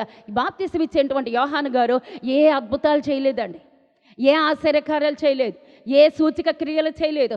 ఆయన జీవితము చూస్తే, షార్ట్కట్లో చెప్పేస్తాను, ఆయన జీవితము చూస్తే ఆయన ఎక్కడున్నాడో తెలుసా? పుట్టి పెరిగిన తర్వాత అరణ్యములో ఉన్నాడండి. కారణం, తల్లిదండ్రులు మరణించారు, వృద్ధాప్యంలో ఉన్నారు వాళ్ళు. ఆ బిడ్డ పుట్టేసరికే బహువృద్ధులైరి. ఈ వాక్యం 2 వారాలు చెప్పడానికి నేను ఇష్టపడుతున్నాను, ఎందుకంటే సమయం అవుతుంది, నాకు లోపల గాబరా వచ్చేస్తుంది. వాళ్ళు వృద్ధులైన తర్వాత ఈ బిడ్డ పుట్టాడు. వాళ్ళు వృద్ధులైపోయిన తర్వాత బిడ్డ పుట్టాడు అంటే ఆ బిడ్డ పట్ల ప్రణాళిక ఉంది. ఆ బిడ్డను పెంచడానికి సమయం లేదు. ఆ బిడ్డకి 13-14 సంవత్సరాలు వచ్చేసరికి వీళ్ళు చనిపోయారు. ఆ తర్వాత ఒక యుద్ధం వస్తుంది. ఆ యుద్ధంలో ఇశ్రాయేలీయులు పారిపోయారు. ఈ బిడ్డ ఎక్కడ వెళ్ళి ఉన్నాడో తెలుసా? కుమరన్ కేవ్స్ అనేటువంటి, కుమరన్ అనేటువంటి ఆ గుహల్లో దాక్కుని ఉన్నాడు. ఎన్ని సంవత్సరాలు? 14 సంవత్సరాలు గుహల్లో దాక్కుని ఉన్నాడు. మీకు తెలుసా, బిడ్డ పుట్టిన దగ్గర నుంచి కూడా ఇశ్రాయేలీయులు ధర్మశాస్త్రాన్ని నేర్పిస్తూ ఉంటారు.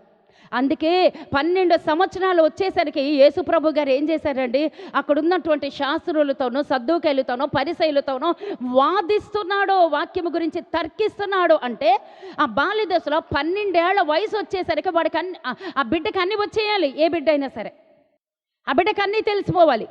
ఇసాకు గారు 13-14 సంవత్సరాల వయసులో, ఆదికాండములో ఇసాకు గారు 13-14 సంవత్సరాల వయసులో ఏమైందండి, కట్టెలు భుజాన పెట్టుకొని పైకి తీసుకెళ్తున్నప్పుడు అతను ఏమన్నాడు, తండ్రి కట్టెలు ఉన్నాయి, అగ్ని ఉన్నది, కత్తి ఉన్నది, బలిపశువు ఏది, బలిపశువు ఉంటుందని ఆయనకి ఎలా తెలుసు? ప్రతి క్రమము ఆ తల్లిదండ్రులు నేర్పించాలండి. ఈ రోజున మన బిడ్డలకు అలా నేర్పిస్తున్నామా? అలా నేర్పించకపోతే యవ్వన కాలమైనాక వాడు వినడు. వాళ్ళు వినాలండి. యవ్వన కాలములో చెదిరిపోకుండా ఉండాలి అంటే బాల్య దశ నుంచి ధర్మశాస్త్రాన్ని వాళ్ళు నేర్పిస్తూ ఉండేవారు. ఓకే, దేవుడికి స్తోత్రం. అయితే బాప్తీసం ఇచ్చేటువంటి యోహాను గారి పట్ల ఒక గొప్ప ప్రణాళిక ఉంది. ఏంటంటే ఇశ్రాయేలీలలో అనేకులను ప్రభువైన వారి దేవుని వైపునకు త్రిప్పును. ఈరోజు నీ పట్ల ప్రణాళిక కూడా అదే. నీకు ఇచ్చినటువంటి రక్షణ కూడా అందుకే. నిన్ను నీ కుటుంబంలో నుంచి రక్షించుకుంది కూడా అందుకే. అనేక మందిని దేవుని వైపు నీవు తిప్పేటువంటి సాధనంగా నిన్ను ఎంచుకున్నాడని నీకు అసలు తెలుసా? నీకు అసలు గుర్తుందా? నీవు గనక ఆ మాట గుర్తు పెట్టుకుని ఉండుంటే మన అడుగులు తడబడవు. ఎందుకంటే నీ బిడ్డలు, నీ భర్త మాత్రమే కాదు, నీ కుటుంబంలో ఉన్నటువంటి వారందరి బాధ్యత ఈరోజు నీదే అని దేవుడు చెప్తున్నాడు. ఇశ్రాయేలీలలో ఆ వంశమంతటికి కూడాను, ఇశ్రాయేలీల జాతంతటికి కూడాను బాప్తిసం ఇచ్చేటువంటి యోహాను గారిని రక్షించడానికి పంపించాడండి.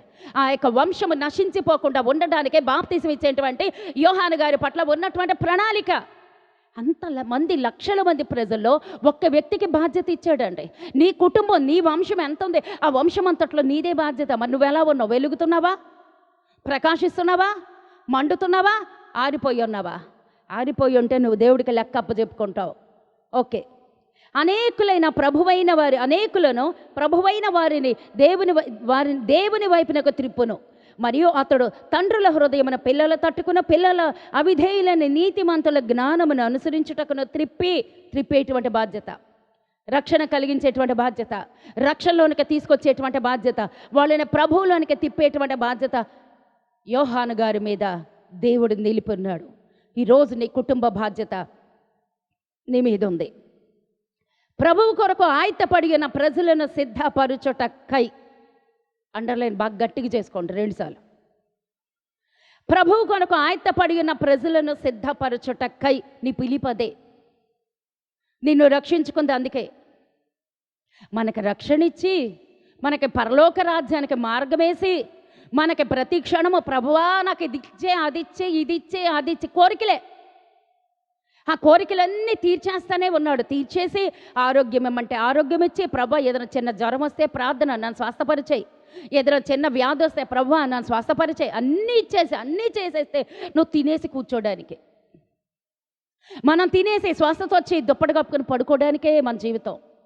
ఎంతవరకు ప్రయాసపడుతున్నావు? ఎంతమందిని సిద్ధపరుస్తున్నావు ఈ రోజున? దేవుడు లెక్క అడగబోతున్నాడు. అందుకే అన్నాడు, ప్రభువు కొరకు ఆయత్తపడి ఉన్న ప్రజలను సిద్ధపరచుటకై నీ బాధ్యత అదే. నువ్వెంతవరకు నెరవేరుస్తున్నావు? ఎంతమందిని దేవుడి రాజ్యం వైపు తిప్పుతున్నావు? ఎంతమందిని దేవుడి రాజ్యం కొరకు సిద్ధపరుస్తున్నావు? ఎంతమందిని దేవుని రాజ్యం వైపు మలచటానికి బాధ్యత కలిగి ఉన్నావు? ఈరోజు నా బాధ్యత మరొక్కసారి గుర్తు చేస్తున్నాడండి. నిజంగా మనకే గనక బాధ్యత ఉంటే మన సంఘం ఇలా ఉండదండి. మన పక్కన సీట్లు ఖాళీ ఉండవు. మనకెంతసేపు పరుగున వచ్చేయడమే. అయిపోగానే మళ్ళీ పరుగున వెళ్ళిపోయి చికెళ్ళి తినేయడం. అంతకు మించి బాధ్యత లేదండి. బాధ్యత ఉంటే ఇలా మనం కనీసం మనం ప్రార్థనకి రావటానికే పరుగులు. మన ప్రయాస అదే, మన వరకే. ఇంకొకళ్ళు రక్షించలేకపోతున్నాం మనం. బాప్తీసం ఇచ్చేటువంటి యోహాను గారి మీద ఇశ్రాయేలీల వంశమంతటికి ఒక సాధనంగా మలుచుకున్నాడు. అంతమంది గురించి బాధ్యత బాప్తీసం ఇచ్చేటువంటి యోహాను గారికి ఇస్తే, మన టాలెంట్ దేవుడికి తెలుసు కాబట్టి మనకు అంత బాధ్యత ఇవ్వలేదండి. మనకు ఉన్నటువంటి వారిలో కొంతమందిని రక్షించడానికి, మన ఇరుగు పొరుగు వారిని, మన బంధుమిత్రులు, మన బిడ్డలు భారం కలిగి ఉన్నావా? ఈరోజు నీ భారం ఎలా ఉంది? ఈరోజు నీ ఆత్మీయ జీవితం ఎలా ఉంది? ఈరోజు నీ ఆత్మీయ మంట ఎలా ఉంది? అసలు మంట ఉందా, ఆరిపోయి ఉన్నావా? ఈరోజు మనల్ని మనం జ్ఞాపకం చేసుకోవాలి. ప్రభువు కొరకు ఆయత్తపడి ఉన్న ప్రజలను సిద్ధపరుస్తున్నామా? ఇంకొకళ్ళు మనం సిద్ధపరచాలి అంటే మనం ఏం చేయాలండి? మనం సిద్ధంగా ఉండాలండి. మన వైపు ఎవరు వేలెత్తి చూపించకుండా కాపాడుకోవాలి మన ఆత్మీయ జీవితాన్ని. అలా ఉన్నామా? మనం సిద్ధపడి ఉన్నామా? ఇక్కడ ఎన్ని ఉన్నాయండి, ఎన్ని బాధ్యతలు ఉన్నాయండి. అన్ని బాధ్యతలు బాప్తీసం ఇచ్చేటువంటి యోహాను గారికి ఇచ్చి పంపించాడు. చూడండి, సిద్ధపరచుటకై ఏలియా యొక్క ఆత్మీయ శక్తి గలవాడై ఆయనకు ముందుగా వెళ్ళి అంతటితో ఆగిపోలేదండి. రాబోతున్నాడు ఎవరండి? నజరేయుడైన యేసయ్య.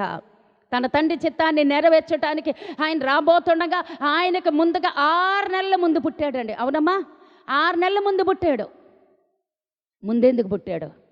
వెనక పుట్టచ్చుగా. వెనకాల చాలా మంది పుట్టారు. ముందు కావాలి ఒక వ్యక్తి. ఆయన రాకడ రాబోతుంది. ఆయన రాజ్యం రాబోతుంది.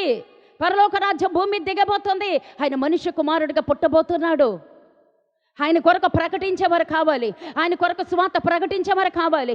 ఆయన కొరకు ఆ మార్గం సరళం చేసేవారు కావాలి. ఆయన కొరకు ప్రజలే ఆహిత్యపరిచేవాళ్ళు కావాలి. ఇవన్నీ మన టాపిక్స్ ఏనండి. మనం ఎక్కడున్నాం? మొదటి రాకడ. యేసు ప్రభు ఆ రోజు పుట్టబోతుంటే బాప్తీసం ఇచ్చేటువంటి యోహాను గారికి ఒక బాధ్యత ఇచ్చి పంపించాడు.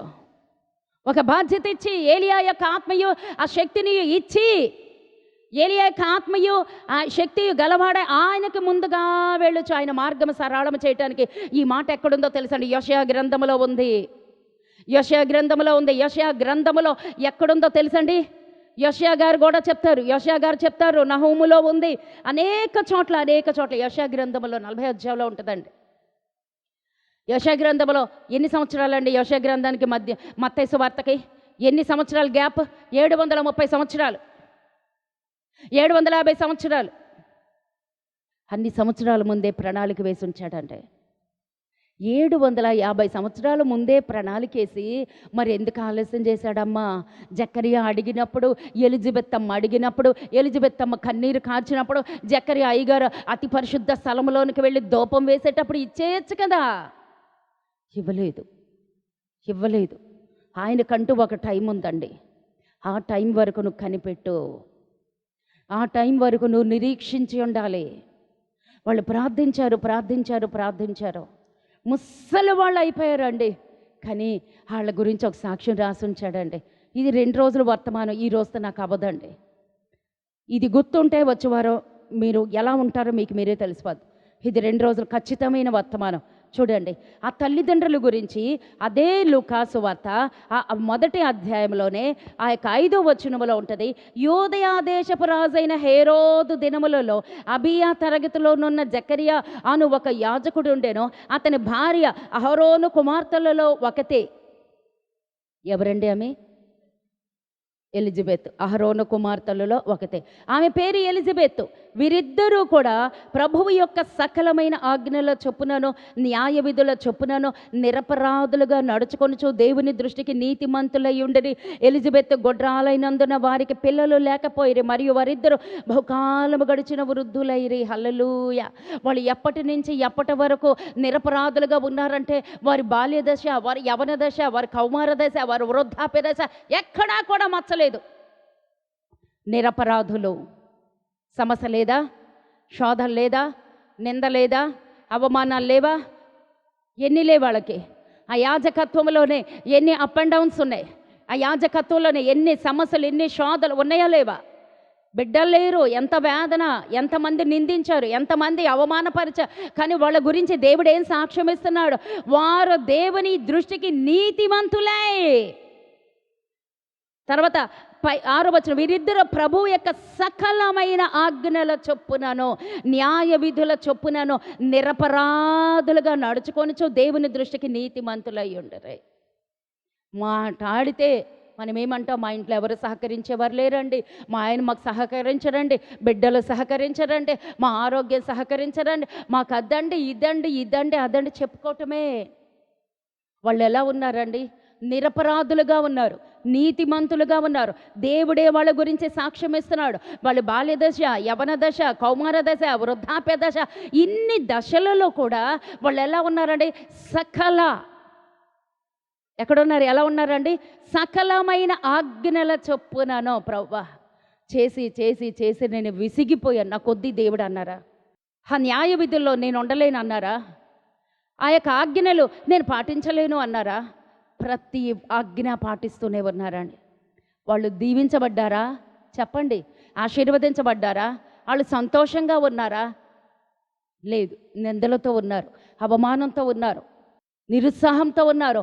అయినా వారి ఆజ్ఞలు దేవుని ఆజ్ఞలు వదిలిపెట్టలేదు, దేవుని యొక్క న్యాయ విధులు వదిలిపెట్టలేదు. అందుకే వాళ్ళు ఎలా ఉన్నారండి? చివరికి నిరపరాధులుగా ఉన్నారు, నీతిమంతులుగా ఉన్నారు. కాబట్టే ఆమె గొడ్రాలైనప్పటికీ నీతిమంతులుగా నిరపరాధులుగా ఉన్నారు. కాబట్టే పరీక్షించి పరీక్షించి పరీక్షించి పరీక్షించి ఆ బిడ్డనివ్వడానికి ఆ తల్లిదండ్రులు పరీక్షించబడ్డారండి. ఎన్ని సంవత్సరాలు శోధించబడ్డారో, ఎన్ని సంవత్సరాల శోధన గుండా వెళ్ళారో, ఎన్ని సంవత్సరాలు కన్నీటిమయమైపోయిందో వాళ్ళ ఆత్మీయ జీవితం. వాళ్ళు పరీక్షించి పరీక్షించి పరీక్షించి వాళ్ళ వృద్ధాప్యములో ఆయన సమయం వచ్చినప్పుడు ఆయనకు బిడ్డనిచ్చారు పెంచని. హల్లెలూయా. అటువంటి ఆ యొక్క కుటుంబంలో నుంచి ఆ బిడ్డ రావాలి, అటువంటి కుటుంబంలో నుంచి ఆ బిడ్డ రావాలి. ఎదురు చూస్తున్నారండి. ఇప్పుడు చెప్పేది ఏంటో తెలుసా అండి? నువ్వెంత ప్రార్థిస్తావో, నీ నీతిని, నీ భక్తిని, నీ యథార్థతని ఎంతగా కాపాడుకుంటావో అంతగా నీ బిడ్డలు దీవించబడతారు. అర్థమైతే హల్లెలూయా చెప్పు. నేను చూస్తున్నాను కొంతమంది చెప్పట్లేదు అర్థమా.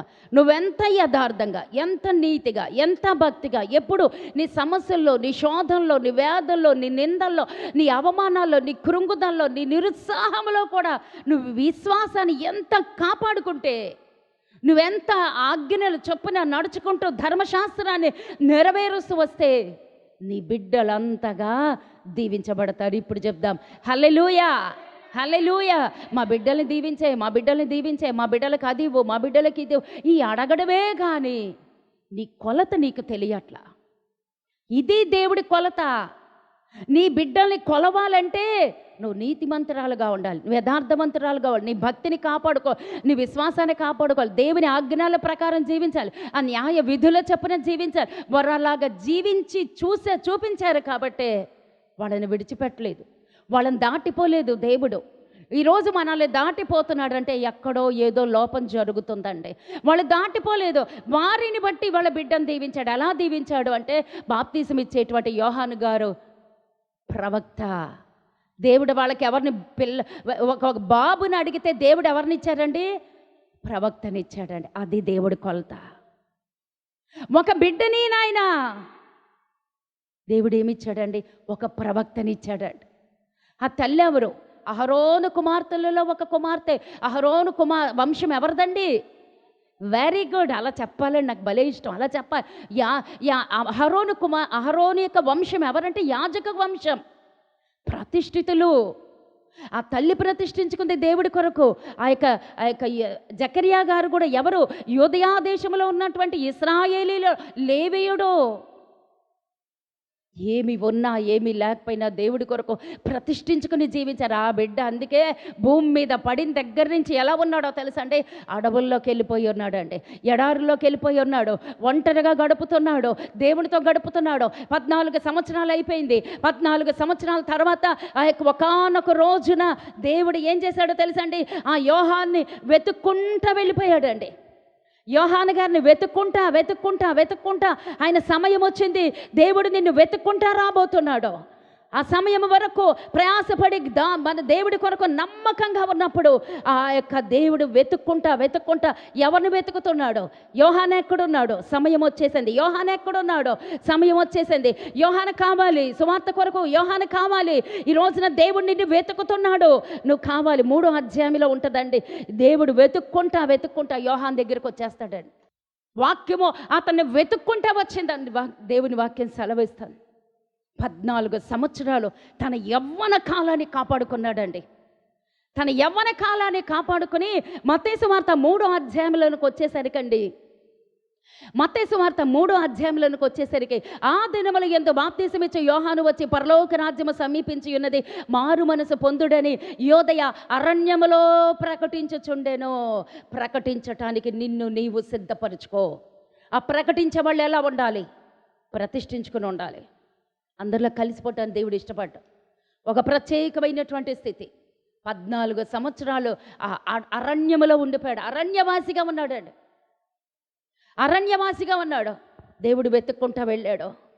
ప్రభు మార్గం సిద్ధపరచాడు. ఆయన త్రోవలు సరళము చేయడని అరణ్యముల కేకలు ఒక నిశ్శబ్దం అనే ప్రవక్త అయిన యోషా ద్వారా చెప్పబడిన వాడితడే. ఈ యోహాను, ఇదొక్కటి చెప్పి ఆపేస్తానండి. ఈ యోహాను ఒంటి రోమముల వస్త్రమును మొల చుట్టూ తోలు దట్టియో ధరించుకునేవాడు, మిడతలను అడవి తేనియో అతనికి ఆహారము. ఆ సమయమున యెరూషలేము వారును యోదయ వారందరూ, యోర్ధాను నదీ తీరముల వారందరూ అతని యొద్దకు వచ్చి తమ పాపములు ఒప్పుకొనుచు యోర్ధాను నదులు అతని చేత బాప్తీసము పొందుచుండిరి. అతడు పరిసయ్యులలోను సద్దూకైలలోను అనేకులను బాప్తీసం పొందవచ్చుట చూచి, సర్ప సంతానమా, రాబోవు ఉగ్రతను తప్పించుకొనుటకు మీకు బుద్ధి చెప్పిన వాడెవడు? మారు మనసుకు తగిన ఫలము ఫలించుడే. అబ్రహాము మాకు తండ్రి అని మాలో మీరు చెప్పుకున్న తలంచవద్దు. దేవుడి రాళ్ల వలన అబ్రహామునొక పిల్లలను పుట్టించగలడని మీతో చెప్పుచున్నాను. అయితే గొడ్డలి చెట్ల వేరున ఉంచబడి ఉన్నది గనక మంచి ఫలములు ఫలించిన ప్రతి చెట్టు నరకబడి అగ్నిలో వేయబడను. మారు మనసు నిమిత్తము నేను నీళ్లలో మీకు బాప్తీసం ఇచ్చుచున్నాను. అయితే నా వెనక వచ్చుచున్నవాడు నాకంటే శక్తివంతుడు, ఆయన చెప్పులు మోయుటకను నేను పాత్రుడన కాను. ఆయన పరిశుద్ధాత్మలోను అగ్నితోను మీకు బాప్తీసం ఇచ్చను. ఆయన చేతిలో ఉన్నది. ఆయన తన కళ్ళమును బాగుగా శుభ్రము చేసి గోధుమలను కొట్టులో పోసి ఆరని అగ్నిలో పొట్టు కాల్చివేయనని చెప్పాను. అదండి, అది ఆయన ప్రకటించడానికి వచ్చాడు. అది ఆయన ఏమని ప్రకటించడానికి వచ్చాడంటే, ఆ 14 సంవత్సరాల తన తాను ప్రత్యేకించుకున్నాడో, ప్రతిష్ఠించుకుంటున్నాడో. అటువంటి జీవితం ఉందా? ఒక ప్రత్యేకమైనటువంటి జీవితం, ఒక ప్రతిష్ఠించుకునేటువంటి జీవితం. అతను ఎందుకు పుట్టాడో తెలుసు, అతని దేవుడు ఎందుకు రక్షించుకున్నాడో తెలుసు, అతని మీద ఏం బాధ్యత పెట్టాడో కూడా దేవుడికి తెలుసు. నీకు తెలుసా? నిన్నెందుకు రక్షించుకున్నాడో తెలుసా? నీ మీద ఏం బాధ్యత ఉందో తెలుసా? నువ్వేం భారం మోస్తున్నావు? దేవుడి భారం. ఆ తల్లిదండ్రులు చనిపోయారు, వెళ్ళిపోయాడు, కుమరుని కేవ్స్లోకి వెళ్ళిపోయాడు, ఆ గుహల్లోనికి వెళ్ళిపోయాడు. ఒంటరిగా తన యవన జీవితాన్ని దేవుడికి సమర్పించుకున్నాడు. ఈ రోజున వాక్యం చెప్పేయాలి అంటే పరుగున వచ్చేసి ఇక్కడ కూర్చుని నేను చెప్పేస్తానంటే అవదండి. ట్రైనింగ్ పీరియడ్ ఉంటుంది. ఆ ట్రైనింగ్ పీరియడ్లో నలిపేస్తాడండి దేవుడు, నలగొట్టేస్తాడండి దేవుడు.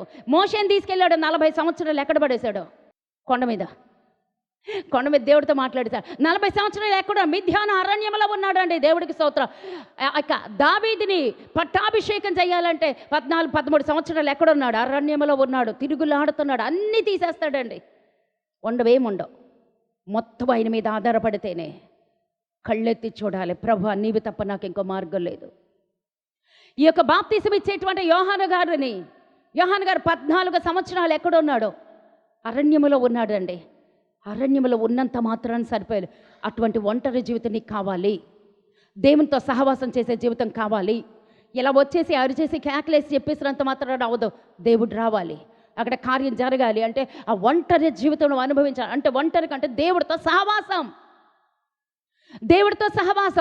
ఆరాధన చేసిన, పాటలు పాడిన, వాక్యం చెప్పిన, ఏం చెప్పినా దేవుడితో సహవాసం ఉందా? దేవుడితో ఒంటరిగా అనుభవం నీకుందా? అలా ఉంటేనే దేవుడు వాడుకుంటాడండి. ఇంకొక వస్త్రధారణ గురించి చెప్పి ఆపేస్తాను చూడండి. ఇశ్రాయేలుల గురించి ఎంచుకున్నాడు దేవుడు, అతని గురించి సాక్ష్యం ఇస్తున్నాడు. అతడు మండుచు ప్రకాశిస్తూ దీపమై ఉండేను. బాప్తిసం ఇచ్చే యోహాను గారు అంత గొప్ప సాక్ష్యం అసలు ఎలా పొందుకున్నాడో, మనం ఎందుకు పొందుకోవట్లేదు, అది కదండి ఈరోజు మన టాపిక్. అవునా కాదా? బాప్తీసం ఇచ్చేటువంటి యోహాను గారి గురించి యేసయ్య భూమి మీదకి వచ్చి మంచి సాక్ష్యం ఇచ్చి పాత నిబంధనలో చాలామంది గురించి సాక్ష్యం ఇచ్చాడు. ఎవరు?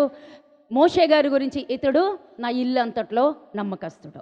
దావీదు నా హృదయానుసారుడు. అబ్రహాము విశ్వాసపాత్రుడు, నా స్నేహితుడు కదమ్మా. ఇలా కొంతమంది, యోబు అంత నీతిమంతుడు, అంత యథార్థమంతుడు ఎవరు లేరు, సాక్ష్యం ఇచ్చాడు. ఈ కొత్త నిబంధనలో యేసయ్య పరలోకం నుంచి భూలోకానికి దిగివచ్చి సాక్ష్యం ఇచ్చినటువంటి వ్యక్తి ఎవరంటే ఈయనేనండి. మొదటి ఈ వ్యక్తి ఆయన గురించి సాక్ష్యం ఇస్తున్నాడు. యోహాను సువార్త 5:35 ఏమని సాక్ష్యం? అతను మండుతున్నాడు దేవుడి కొరకు, అతను రగులుతున్నాడు, అతను ప్రకాశిస్తున్నాడు, అతను దీపముగా ఉన్నాడు. అతని గురించి సాక్ష్యం ఇచ్చాడు. నీ గురించి సాక్ష్యం ఇవ్వబోతున్నాడు. మరి నీ సాక్ష్యం కాపాడుకున్నావా? కాపాడుకోవాలి. నువ్వు కూడా మండాలి, నువ్వు కూడా ప్రకాశించాలి, నువ్వు కూడా దీపంగా ఉండాలి అంటే అతను ఎలా ఉన్నాడో మనం ఎలా ఉన్నాం, అది ఈరోజు వ్యత్యాసం. అతని జీవితం ఎలా ఉంది, మన జీవితం ఎలా ఉంది. 4వ వచనం, ఈ యోహాను ఒంటె రోమముల వస్త్రమును మొల చుట్టూ తోలు దట్టియు ధరించుకునేవాడు, మిడతలను అడవి తేనియు అతనికి ఆహారము. ఆ సమయమున యెరూషలేము వారు, యోధావారు, నదీ ప్రాంతంలో వారందరూ అతని యొద్దకు వచ్చి, ఆ వచ్చారో తర్వాత చూద్దాం. అతను ఉన్న తీరు చూసాం, అతను పెరిగిన తీరు చూసాం. అరణ్యంలో ఎన్ని సంవత్సరాలు దేవుడి కొరకు, దేవుని వాగ్దానం కొరకు కనిపెట్టాడో చూసాం. అతని వస్త్రధారణ చూద్దాం. ఆ యోహాను ఒంటె రోమముల వస్త్రము. అతను వస్త్రముగా, పై వస్త్రం ఇలా ఉండేదండి, కండవలాగా కదా. పై వస్త్రంగా ఏం పెట్టుకున్నాడండి? ఏం ధరించాడో? ఒంటె రోమముల వస్త్రం. అది ఎందుకు ధరించాడు? ఒంటె రోమముల వస్త్రం దేన్ని సూచిస్తుంది? ఒక ప్రత్యేకమైన జీవితం. అందరిలాగా జీవించలేదు ఆయన. ఆ ఒంటె రోమముల వస్త్రాన్ని పై కండువలాగా ఇలా కట్టుకున్నాడు. ఆ ఒంటె దేనికి సాదృశ్యం అంటే ఎడారి జీవి. ఆ యొక్క ఒంటె దేనికి సాదృశ్యం అంటే ఒక యాత్ర. ఎడారి జీవి, దాని జీవితం ఏంటి? ఒక ప్రయాణానికి సాధనం. ఆ ఒంటె ఒక ప్రయాణ ఓడ, అరణ్య ఓడ. దాని పేరేంటో తెలుసండి? ఎడారి ఓడ. అది కరెక్ట్ ప్రొనౌన్సియేషన్. ఒంటెని ఏమంటారంటే ఎడారి ఓడ. నీళ్ళల్లో నడిచే ఓడ వేరు, ఎడారిలో నడిచే ఓడ పేరు ఏంటంటే ఒంటె. రాసి పెట్టుకోండి కావాలంటే. ఆ ఒంటె ఎడారి ఓడ. ఆ యొక్క ఎడారిలో ఏం చేస్తుందో దానికి ఒక సుదీర్ఘమైనటువంటి ప్రయాణం ఉంది. ప్రయాణానికి సూచన అంటే ఆ ఒంటె రోమములని ఆ వస్త్రముని పై కండువలాగా ఎందుకు కట్టుకున్నాడు అని అంటే, నాదొక సుదీర్ఘమైనటువంటి ప్రయాణం. నేనొక యాత్రికుడని, నేనొక ప్రయాణికుడని, నేనొక బాటసారిని. ఈ యొక్క లోకములోనికి నేనొక బాటసారిగా వచ్చాను, నేనొక యాత్రికుడిగా వచ్చాను. నాది ఇది కాదు, నా గురి ఒకటి ఉంది, నాకొక గమ్యం అంటూ ఉంది. నేను పరదేశిని. ఆ ఒంటె రోమముల వస్త్రము ఎన్ని చెప్పుతుందో చూడండి, మనకి ఎన్ని పాఠాలు నేర్పిస్తుందో చూడండి. ఆ ఒంటె రోమముల వస్త్రము ఎందుకు ధరించాడు అని అంటే, ఆ ఒంటె రోమము వస్త్రము ఎందుకు ధరించా? నేనొక ప్రయాణికుడిని, నేనొక యాత్రికుడిని, నాకొక ప్రయాణం ఉంది, నాకొక గురి ఉంది. ఈ లోకం శాశ్వతం కాదు, ఈ లోకం శాశ్వతమైనటువంటి లోకం కాదు. నేను పరదేశిని, నాకొక యాత్ర ఉంది, నేను ఇక్కడి నుంచి పైకి వెళ్ళిపోవాలి. నీకు తెలుసా ఆ విషయం? మరి నువ్వే దేని కొరకు ప్రయాణం చేస్తున్నావు? ప్రయాణం, ప్రయాస. ఎందుకు? ఈ లోకంలోనే ఉండడానికి, ఇంకా సమకూర్చుకోవటానికి. అతని బాల్య దశలో 2వ అధ్యాయంలో ఏం సాక్ష్యం ఉందో తెలుసండి? మత్తయి సువార్తలో ఆ బాలుడు దినదినము ఎదుగుచుండెను. దేనిలో ఎదుగుతున్నాడు? జ్ఞానములోను, దేవుని దయలోను, మనుషుల దయందరూ ఎదుగుతున్నాడు. అంటే మనం దేనిలో ఎదుగుతున్నాం చెప్పండి? మనం దేనిలో ఎదుగుతున్నామో కూడా తెలీదు. ప్రార్థనలో ఎదుగుతున్నామా? వాక్యంలో ఎదుగుతున్నామా? పరిశుద్ధతలో ఎదుగుతున్నామా? మన జీవితంలో ప్రయాసలు కూడబెట్టుకోవటానికి ఎదుగుతున్నాం అంతే. రూపాయికి పాపాయి అదే ఎదుగుదల. కానీ ఆత్మీయ ఎదుగుదల లేవు మనలో. ప్రార్థనలో ఎదగాలి, ఆత్మీయతలో ఎదగాలి, వాక్య ధ్యానంలో ఎదగాలి, దేవుని సహవాసంలో ఎదగాలి, సువార్త ప్రకటించడంలో ఎదగాలి. అదే దేవుడు ఈ రోజున మనలో కోరుకుంటున్నాడు. నువ్వు అలా ఉండితే నువ్వు కూడా మండుతావు, నువ్వు కూడా ప్రకాశిస్తావు. మనం అలా ఉన్నామా లేదా పరీక్ష చేసుకుందాం. అతను ఒంటె రోమముల వస్త్రం మనకి ఈ రోజున ఏం పాఠం నేర్పుతుంది అంటే, అమ్మా నాది లోకం కాదు, నాది పరలోకం. నాకు ఒక యాత్ర ఉంది, నేను ఒక బాటసారిని, నేను ఒక యాత్రికుడిని, నేను ఈ లోకం వాడిని కాను, నేను వెళ్ళిపోతాను. మరి మనం కూడా అలా ఉంటున్నామా? మనం అది తెలుసుకోగలుగుతాం. ఈరోజు మనకి యోహాను గారు ఒక పాఠం చెప్తున్నారండి, అంతే. దేవునికి స్తోత్రం. నెక్స్ట్ వచనంకి వెళ్ళిపోదాం. మొల చుట్టూ తోలుదట్టియు ధరించుకునేవాడు. మొల చుట్టూ ఏం కట్టుకున్నాడండి? మనలాగా సూట్లు బూట్లు చీరలు అంటే ఇలా కాదండి. తనది ఒక ప్రత్యేకమైన జీవితం. ఏం కట్టుకున్నాడు అండి? మొల చుట్టూత తోలుదట్టి. తోలుదట్టి మనకి ఈ రోజున ఏం పాఠం నేర్పుతుంది? ఏం సూచిస్తుంది? తోలుదట్టి ఏం సూచిస్తుంది? ఏం నేర్పిస్తుంది? తోలుదట్టి ఎక్కడి నుంచి వచ్చింది?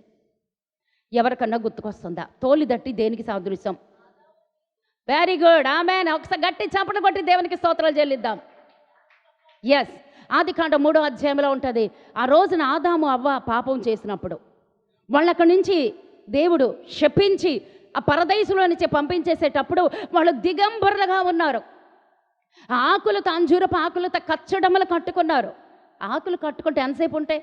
1 గంట ఉంటాయి, 2 గంటలు ఉంటాయి, 1 పూట ఉంటాయి, ఎండిపోతాయి. వాళ్ళ దిగంబరత్వం ఇంకెవరు చూడకూడదు. అందుకే నీ శరీరాన్ని నిండారుగా కప్పుకోవాలి.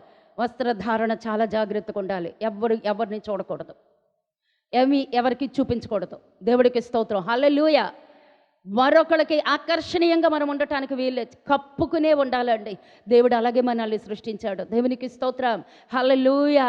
ఆ రోజున వాళ్ళు కచ్చడములు కట్టుకున్నారు. చూసి ఆ రోజున వారికి దేవుడు అక్కడ మాట ఉంటుంది, వారికి చర్మపు చొక్కాయిలని తొడిగించి, మాట ఉందా లేదా? చర్మపు చొక్కాయి అంటే ఏమొస్తాయి? దేనిలో నుంచి వస్తాయి? ఒక జంతువుని చంపి ఆ కళేబరంలోంచి ఆ చర్మాన్ని తీసి చర్మపు చొక్కాయలుగా వారికి ధరించి వారి యొక్క దిగంబరత్వం ఎవరికీ కనిపించకుండా దాచిపెట్టి పంపించాడండి. ఆ దండి తోలుదట్టి. ఆ తోలుదట్టి ఏమని సూచిస్తుంది అని అంటే, ఆ తోలుదట్టి వాళ్ళు చేసిన పాపను చెయ్యొద్దు. వాళ్ళు దేవుడి మాటకి వ్యతిరేకించారు, చెయ్యొద్దన్న పాపం చేశారు. వినొద్దన్నది విన్నారు, చూడొద్దన్నది చూశారు, తినొద్దన్నది తిన్నారు. అక్రమం కదా. ఆ తోలుదట్టి ఏమని సూచిస్తుంది అంటే, ఆనాడు ఆదాము అవ్వ ఆ తోలుదట్టి కట్టుకున్నారండి. ఆ యొక్క చర్మపు చొక్కాయలు వేసుకున్నారు. వారు ఆ రోజున అది ధరించుకుని అక్కడి నుంచి వచ్చేశారు. వాళ్ళు చేసిన పాపమును చెయ్యొద్దు, ఆ పితరుల మార్గంలోకి వెళ్ళొద్దు. నిన్ను నీవు ప్రత్యేకించుకునే దేవునికి ప్రతిష్ఠించుకో. అది దేవుని సూచిస్తున్నాడు. 2, 3వది, మిడతలను అడబతేనియో అతనికి ఆహారం. అతను మనలాగా అన్నం తిండండి, బిర్యానీలు తిండు, చికెన్లు అంతకన్నా తినడు. అరణ్యంలో అన్నీ ఉంటాయి, చంపుకొని చక్కగా తినొచ్చు, కానీ చక్కగా తినడు ఆయన. ఎందుకంటే ఆ తిండి దేవుడికి సమర్పించాడు, ఆ వస్త్రం దేవుడికి సమర్పించాడు, తన జీవితం దేవుడికి సమర్పించాడు. తనేంటో తనకు తెలుసు. తాను ఎందుకు వచ్చాడో దాని కొరకే బ్రతుకుతున్నాడు, దాని కొరకే ప్రతిష్ఠించుకున్నాడు. మిడతలను ఆహారంగా తిన్నాడు, తేనెని ఆహారంగా తిన్నాడు. మిడతల గురించి చాలా స్పష్టత కలిగినటువంటి సంఖ్యాకాండం 14వ అధ్యాయంలో ఎవరు తీయొద్దు. సంఖ్యాకాండం 14:7-8లో ఒక మాట ఉంటుంది. ఏంటో తెలుసండి? మోషే గారు, ప్రవక్త అయినటువంటి మోషే గారు, నాయకుడైనటువంటి మోషే గారు ఏం చేశారండి? మనకి దేవుడు కనానుని వాగ్దాన భూమిగా ఇచ్చాడు. మీరు వెళ్ళి 12 మంది వాళ్ళని పంపిస్తాడు. ఇశ్రాయేలీయుల పెద్దలు మీరు వెళ్ళి అక్కడ ఉన్నటువంటి దేశం ఎలా ఉందో వేగు చూసి రండి అని పంపితే, ఈ 12 మంది వెళ్ళి పెద్దలు, ఇశ్రాయేలీయుల పెద్దలు వెళ్ళి ఏం చెప్తారండి? 10 మంది వాళ్ళ దృష్టికి మనము మిడతల్లాగా ఉన్నాము, మనం ఖచ్చితంగా ఓడిపోతాము, మనం ఖచ్చితంగా రాలిపోతాము. వాళ్ళు అనాకీలు ఉన్నారు, నెఫీలీలు ఉన్నారు, వాళ్ళు అజానుబాహులు, ఉన్నత దేహులు. సంఖ్యాకాండం 14:7-8 వచనాల్లో ఆ రోజున వాళ్ళు తీసుకొచ్చినటువంటి ఆ యొక్క సందేశం ఏంటో తెలుసాడు? వర్తమానం. ఇశ్రాయేలీల పెద్దలు, 12 గోత్రాల పెద్దలు తీసుకొచ్చిన సందేశం ఏంటో తెలుసా అండి? వారు ఆజానుబాహులు, వారు ఉన్నత దేహులు. అక్కడ నెఫీలీలు ఉన్నారు, అక్కడ ఎవరున్నారు? అక్కడ ఆ నెఫీలీలు ఉన్నారు, అనాకీలు ఉన్నారు, వాళ్ళు బలాఢ్యులు. వాళ్ళ దగ్గర మన బలము సరిపోదు, మనము మిడతల్లాగా ఉన్నాం, ఖచ్చితంగా ఓడిపోతాం. 10 మంది చెప్పారు, కానీ ఇద్దరు మంచి సందేశం ఇచ్చారు. ఎవరమ్మా? ఎస్, యెహోషువ కాలేబులు మాత్రమే మనం జయిస్తాం. ఆ ఉన్నత దేహులు ఎవరైనా కానీ మన దగ్గర దేవుడు ఉన్నాడు. ఒక సందేశం. ఇంకో సందేశం ఏంటో తెలుసా అండి? నహూము గారు, నహూము ప్రవక్తగా రాసినటువంటి నహూము గ్రంథము 3వ అధ్యాయము 17వ వచనములో ఉంటుందండి స్పష్టత. నీవు ఏర్పరిచిన శూరులు మిడతలంత విస్తారముగా ఉన్నారో, నీ సైనికులు చలికాలం ముందు కంచెలలో దాగిన గొంగళి పురుగుల వలె ఉన్నారు. ఎండకాయగా అవి ఎగిరిపోవును, అవి ఎక్కడ వాలినది ఎవరికినీ తెలియదు. మళ్ళీ చదవనా? ఎండకాయగా అవి ఎగిరిపోవును, అవి ఎక్కడ వాలినది ఎవరికినీ తెలియదు. దేని గురించి చెప్తున్నారు నహూము గారు? నహూము ప్రవక్త గారు 3వ అధ్యాయంలో దేని గురించి చెప్తున్నా? మిడతల గురించి చెప్తున్నాడు. అవి ఎండ కాసినప్పుడు అవి ఎగిరిపోతాయి. అవి ఎండ కాసినప్పుడు ఎగిరిపోతే అవి ఎక్కడ వాలింది, ఎక్కడికి పోయింది, ఆ మిడత గురించి ఏమీ తెలియదు. అవి ఇవాళుండి రేపు వెళ్ళిపోయేటువంటి అల్పకాల జీవి. మిడత అంటే ఏంటో తెలుసండి? అల్పకాల జీవి. కొద్ది టైమే ఉంటాయి. ఎండ కాసినప్పుడు, శోధన వచ్చినప్పుడు, సమస్య వచ్చినప్పుడు, ఎండ కాసినప్పుడు ఆ మిడతలు ఎగిరిపోయినట్లుగా ఎగిరిపోతుంది మన జీవితం. నేడుండి రేపు పొయ్యిలే వేయబడే గడ్డి లాంటిది మన జీవితం. అల్పకాల జీవి, అల్పజీవి. మిడత అంటే ఏంటో అర్థం తెలుసండి? అల్పజీవి. అటువంటి జీవి కొరకు మన జీవితం అంతా ఏం చేస్తామండి? కూడబెట్టి దానికోసమే శ్రమ, దాని కొరకే భారం, దాని కొరకే మన అందం, ఆరోగ్యం, బలం అన్నీ దాని కొరకే సమర్పణ. దేవుడు గుర్తురాట్లా. దేవుడు చెప్తున్నాడు. ఆ యొక్క బాప్తిసం ఇచ్చే యోహాను గారు మనకి తెలియపరిచేది ఏంటో తెలుసండి? మిడతలు తిన్నప్పుడు నేను కొంతకాలమే జీవిస్తాను, శాశ్వతంగా నేను భూమి మీద ఉండను, కొంత సమయమే, నేను అల్పజీవిని, ఈ ఉన్న సమయంలోనే నేను దేవుడి సువార్త ప్రకటిస్తాను.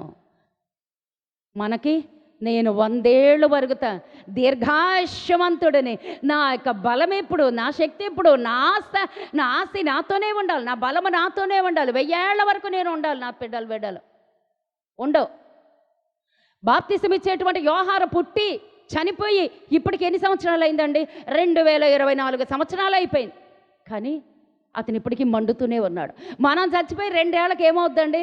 కర్మకాండలు జరిగిచ్చేస్తారు, అయిపోద్ది, చేతులు దులిపేసుకుంటారు. ఆ జీవితం ముఖ్యమా? నిత్యరాజ్యంలోనికి వెళ్ళటానికి ముఖ్యమా? ఏది కావాలి నీకు? ఆ మిడతలు తింటున్నాడు. ఎందుకని అంటే మనకి నేర్పిస్తున్నాడు పాఠం. ఒక ప్రత్యేకత కలిగి జీవిస్తున్నాడు. అల్పకాలమే నేను ఈ భూమి మీద ఉంటాను. ఆ తేనె దేనికి సాదృశ్యం? 119 కీర్తనలో 113లో ఉంటుంది. జుంటే తేనె ధారల కన్నా మధురమైనటువంటిది వాక్యం. ఆ వాక్యాన్ని జుర్రుకుంటున్నాడు అతను. తెల్లారు లేచిన దగ్గర నుంచి మన జీవితం ఎలా ఉందమ్మా? మన జీవితం ఇంకా చాలా వర్తమానం ఉంది, కానీ నాకు చెప్పే టైం లేదు. అతన్ని ప్రతిష్ఠించుకున్నాడు దేవుడి కొరకు. అతని పుట్టక ప్రత్యేకం, పెరగటం ప్రత్యేకంగా. ఆ గుహల్లో పెరిగాడు.